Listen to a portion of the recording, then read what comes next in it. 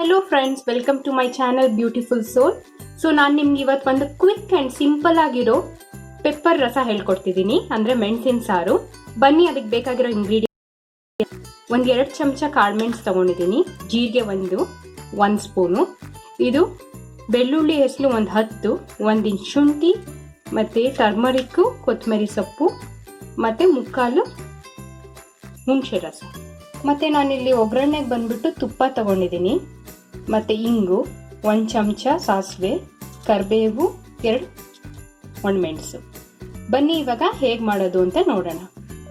So ಇವಾಗ ಸಾಂಬಾರಿಗೆ ಇವಾಗ ಮೆಣಸಿನ ಸಾರಿಗೆ ಬೇಕಾಗಿರೋದನ್ನೆಲ್ಲ ರುಬ್ಕೋಬೇಕಾಗುತ್ತೆ.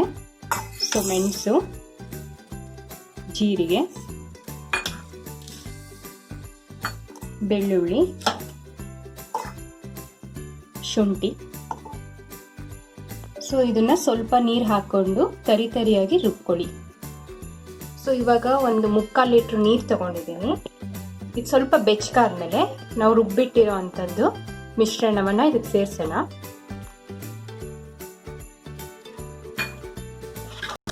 ಸೇರಿಸ್ಬಿಟ್ಟು ಚೆನ್ನಾಗಿ ಮಿಕ್ಸ್ ಮಾಡಿ ಇದಕ್ಕೆ 1/4 ಸ್ಪೂನಷ್ಟು ಅರಿಶಿನ ಬಂದ್ಬಿಟ್ಟು ಒಂದು ಒಳ್ಳೆ ಆಂಟಿ ಬ್ಯಾಕ್ಟೀರಿಯಲ್ ಮತ್ತು ಆಂಟಿಸೆಪ್ಟಿಕ್ ಪ್ರಾಪರ್ಟೀಸ್ ಇರುತ್ತೆ.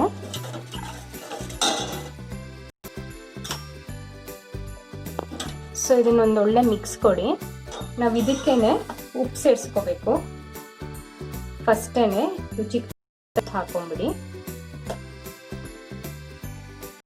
ಇದನ್ನ ಒಂದು 5-10 ನಿಮಿಷ ಕುದಿಯಕ್ಕೆ ಬಿಡಿ.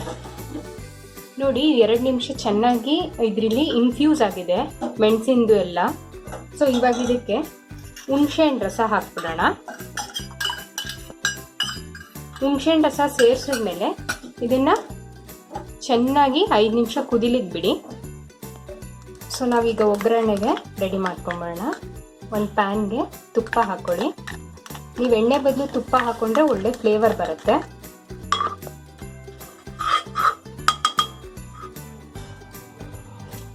ಸೊ ಕಾದಾದ್ಮೇಲೆ ಸಾಸಿವೆ,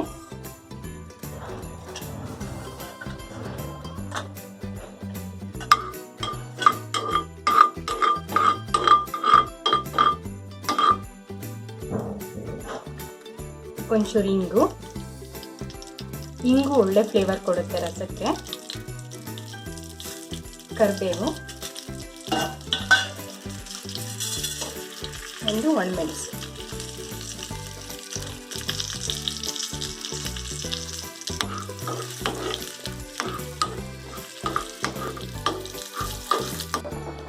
ನೋಡಿ, ಮೆಣಸಿನ ಸಾರು ಎಷ್ಟು ಚೆನ್ನಾಗಿ ಕುದೀತಿದೆ. ಇದಕ್ಕೆ ಒಗ್ಗರಣೆ ಸೇರಿಸ್ಕೊಳ್ಳೋಣ.